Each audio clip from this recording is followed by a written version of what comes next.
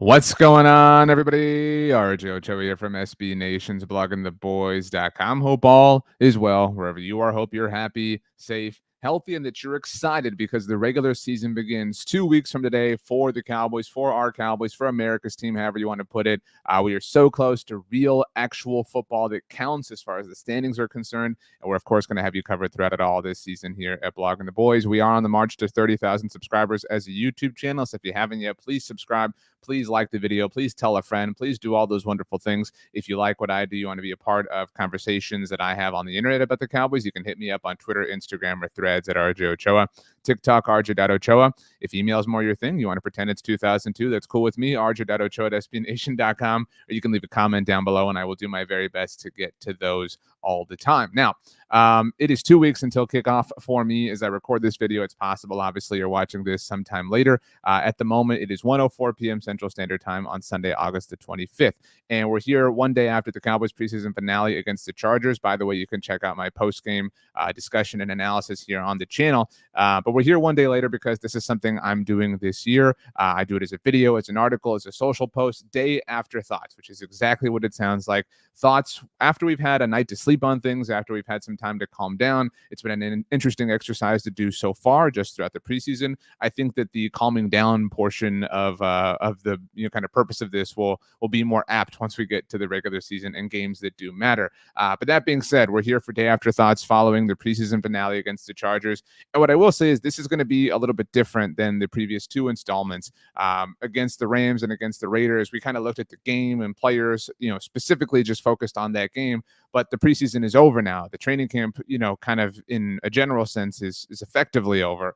And so these are kind of thoughts following Saturday's game against the Chargers, but also thoughts as far as everything concerning the Cowboys to this point in time. So that being said, let's go ahead and get started. Number one for me, Deuce Vaughn needs to not only make the roster, but have a legitimate emphasis placed on whatever his role is. Now, I'm always honest with you. If you watched my 53-man roster prediction video that I had earlier this past week, I say earlier, it's like a week ago now, and I'll have another one up before the 53-man roster is assembled. Tuesday at 3 p.m. Central Standard Time is the deadline. We'll have you covered on all things 53 throughout Blogging the Boys this week.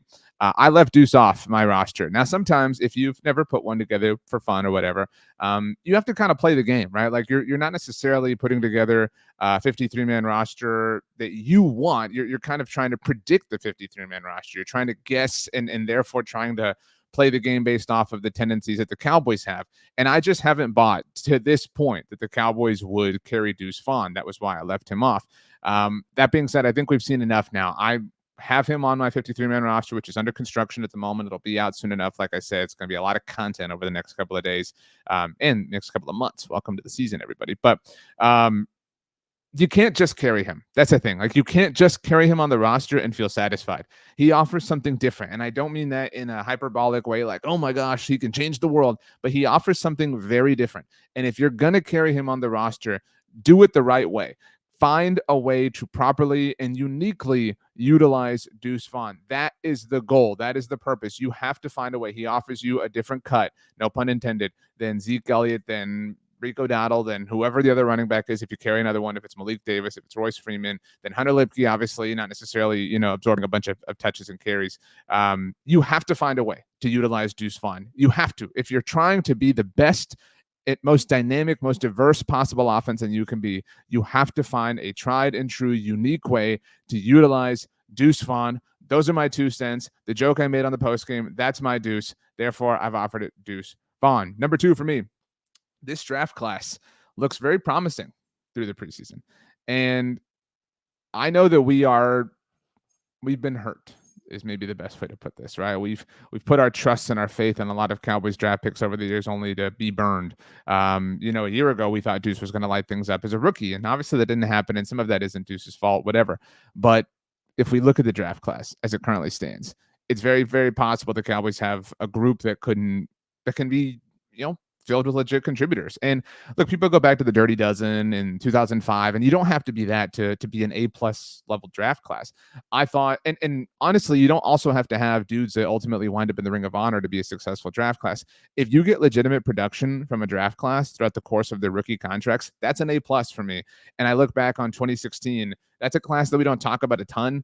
Obviously, Dak and Zeke are kind of the, sort of ceiling of that, and the face of it. But, Jalen Smith had that great 2017 season, that great 2018 season. Rico Gathers, we thought was going to be awesome. We thought Darius Jackson was going to be great, but Kayvon Frazier was a solid player for the Cowboys. Anthony Brown, right? Like there were a lot of players, I thought that were a part of that class that kept it sustaining itself for a very long time. And I think a class that we don't talk about at all when it comes to great Dallas Cowboys draft classes that fits the bill that I'm trying to describe is 2018. Leighton Vander Esch, they declined the fifth-year option, but they did ultimately bring him back on a few deals after that, was, a solid player.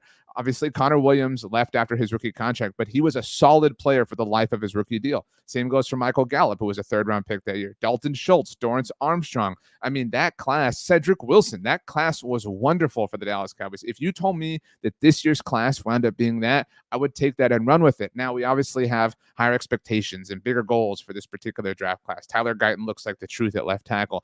Obviously, Marshawn Nealon's role has been increased than what we thought it was initially going to be when the team first drafted him because of the Sam Williams injury. And so he looks like a much more necessary pick, certainly with the benefit of hindsight. Maris Liu-Fau, who was the second, third-round pick, has kind of flashed in the preseason. I think we all kind of identified him as the non-running back the running back that should have been, but he has turned into a legitimate option at linebacker. Before him, obviously, the Cowboys took Cooper Beebe with the pick they netted in the trade down for Tyler Guyton.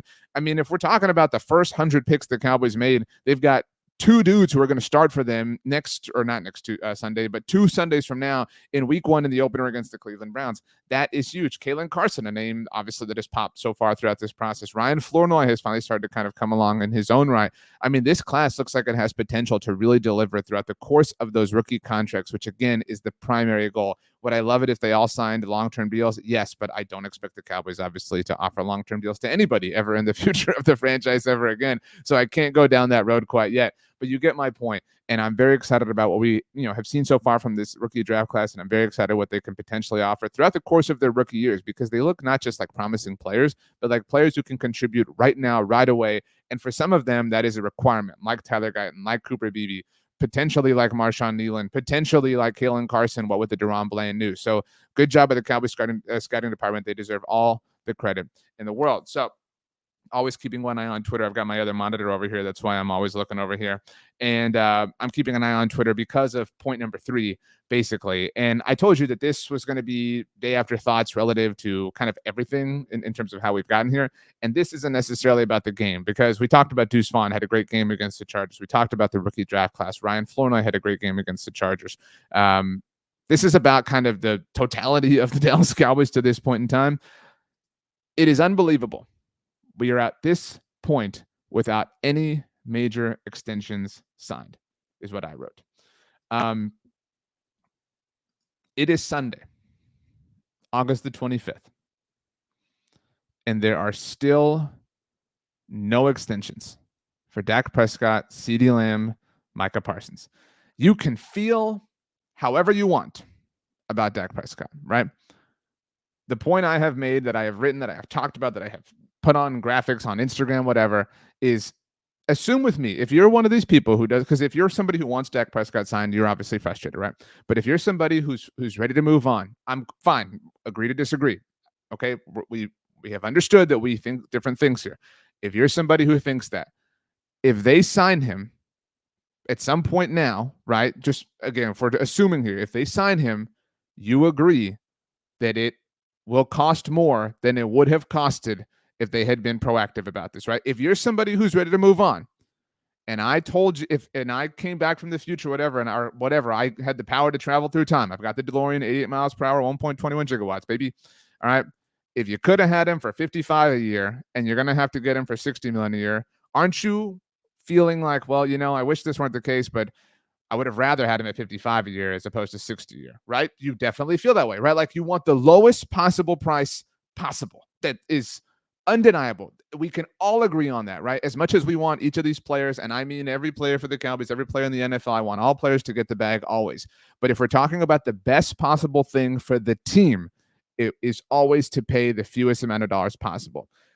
And the Cowboys have completely and totally done the exact opposite of that. And the same goes for CeeDee Lamb, right? If they had been proactive a year and a half ago, if they had talked to CeeDee in March of 2023, in April of 2023, if they had made him the highest paid receiver in the game at that point in time, it's probably, and I'm assuming here, but it's probably around $30 million a year as opposed to whatever it's ultimately going to wind up being. It is Sunday, August the 25th. The regular season begins 2 weeks from today, and they have not taken care of either of these two players. And the truly moronic thing is that they are watching themselves do the same thing at the same time with Micah Parsons. We're going to be here in March or April or maybe August of next year with the Micah situation, and it's going to be a massive number. And we're going to be saying, if you had just gotten him signed before he entered year 4, you would have got him for less than you're going to get him for now. It is a pattern of behavior that we see over and over and over and over again with the Cowboys. And for those of you who say the deal's going to get done, don't worry about it. None of us are arguing about the deal getting done. What we're arguing is this is the most inefficient way possible to get the deal done. We're arguing for the Cowboys to be more forward-thinking, more proactive, more efficient, and not cost themselves, because guess what's going to happen when they fall short in the playoffs this year and they get to free agency in the spring? They're going to sit there and they're going to tell us in their radio interviews, and they're going to say, well, we can't sign anybody because these guys are taking up all the money in the world. We know. That's why we told you, beyond the fact that that's not actually true, but we told you way back when to get this done so this wouldn't be the case. As I sit here on Sunday afternoon, there were 2 quotes that came out that I tweeted and wrote about and made some posts about as well. This is the first one. This was ESPN's Jeremy Fowler on SportsCenter on Sunday, right before lunchtime. I'm going to read it for you. I know it's a lot, and so I don't know if you can totally see it, but either way. This is Jeremy Fowler once again on SportsCenter on Sunday afternoon. He was asked about Dak Prescott, to be very clear. That was the question, and he took it in the CeeDee Lamb situation. He said, the situation is talks have been ongoing, but they're really every couple of days. The stage is set for Dallas to place the urgency on CeeDee Lamb, the wide receiver. To get that deal done, it's going to cost them well above $30 million per year. Again, imagine if they had gotten him at $30 million per year last spring, but whatever. CeeDee Lamb's trying to get as close as he can to that Justin Jefferson market and that $35 million. Remember that line in a moment, okay, because we have 2 quotes to get to. So CeeDee Lamb's trying to get as close as he can to that Justin Jefferson market and that $35 million. So they're trying to find a sweet spot on all those points. I expect Lamb to be done first, talking about Lamb and Prescott, obviously. They're going to try to get Prescott done before week 1 as well and double down on both these guys and spend a ton of money. It's still unclear whether they can pull this off. Prescott, and you talk to people in and around the situation, he's well aware of how well he can do in free agency if he were to let this ride out, play well again, put up a huge QBR, and then be there in March for $60 a year. Whatever it's going to cost, it's going to cost a lot. I don't think both sides want that. They want to try to shake this out with a deal, but it's going to take a lot of legwork over the next 2 weeks. That's true, right? It's kind of an intense thing to try to get, these like almost $200 million worth of deals done in 2 weeks, which is why, I don't know, maybe you should have done it over the course of the last 6 months, or I don't know, maybe the course of the last 6 months and a year. We're talking about 18 months worth of incompetence that has been happening here, which is just insane to really think about for the most, valuable professional sports franchise in the world. And I don't say that from the perspective of they have all this money. I say that from the perspective of they're clearly intelligent enough to do this, and they don't apply that same gusto towards this. Now, we're going to go to a second quote in a moment, but I want to highlight this for you. This part right here. To get that deal done, it's going to cost them well above $30 million per year. Now, well above is a subjective phrase. You can take that to mean whatever you want. But the next line from Fowler, CeeDee Lamb's trying to get as close as he can to that Justin Jefferson market and that $35 million. Okay, that's what we're going to look at right now. I don't know why I didn't highlight. I was on my other tab. It didn't highlight for you. Interesting. Okay, let me take this off the screen. That's the first quote. So that was at 11:24 a.m. Central Standard Time. That was when I tweeted this out. Now, a little while after that, as I'm pulling this up, NFL Network's Tom Pelissero spoke about this matter. This was at 12:55 p.m. Central Standard Time. So an hour and 11 minutes later. What is that? 71 minutes later, I guess. If I can do the proper math, let me move this over. Here we go. This is Tom Pelissero asked specifically about CeeDee Lamb. Where is it? CeeDee Lamb remains a holdout as he has been throughout the course of training camp, but I do sense there is some optimism in Dallas that that could be coming to an end soon. The sides have communicated a lot over the past 10 days. Everyone involved knows where the other stands in terms of what it's going to take to get this done. This is the next part. Remember what Jeremy Fowler reported about trying to get as close as he could to the Justin Jefferson deal. And CeeDee Lamb is not pushing to be the highest paid receiver. If and when this extension gets finalized, I would anticipate it comes in right underneath Justin Jefferson. So it should not be a super complicated deal to work out.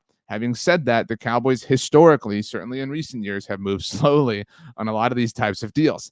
Time now is of the essence. The regular season begins 2 weeks from today against the Cleveland Browns. You're going to need to get CeeDee Lamb out onto the field if he's going to be ready to roll in week 1. So a critical couple of days here as the Cowboys and CeeDee Lamb try to finally reach an accord. Okay, so we have one report that CeeDee Lamb is doing anything and everything in his power to get as close as he possibly can to the Justin Jefferson deal. And then we have another report 71 minutes later that, whoa, Miss Lippy, he's not trying to become the highest paid wide receiver in the NFL. Slow your roll.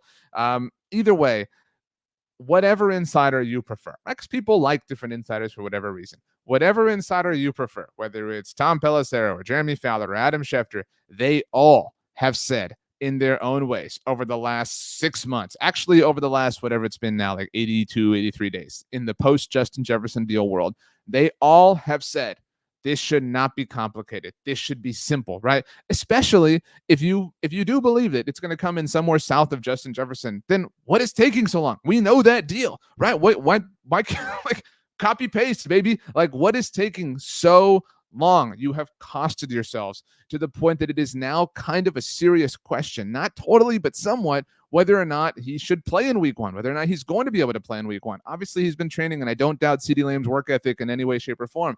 But that this has become the thing that it's become was a 100% preventable thing. And that is maybe the biggest thought after this game, after these months, after training camp, after Oxnard, after whatever, that we are still saying the same things and asking the same questions that we did when the offseason first began back in mid-January. It's crazy. I can't believe it. But somehow, some way, here we are.